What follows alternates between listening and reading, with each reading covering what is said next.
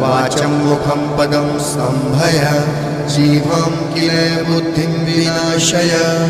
ह्रीं ॐ स्वाहा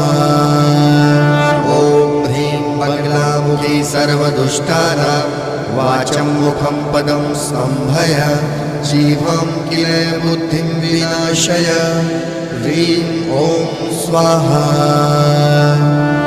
ॐ ह्रीं बगलामुखी सर्वदुष्टानां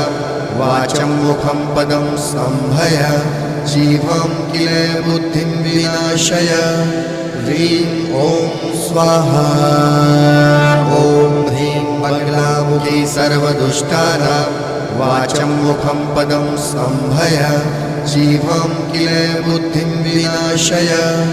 ह्रीं ॐ स्वाहा ॐ ह्रीं बगलामुखी सर्वदुष्टानां वाचं मुखं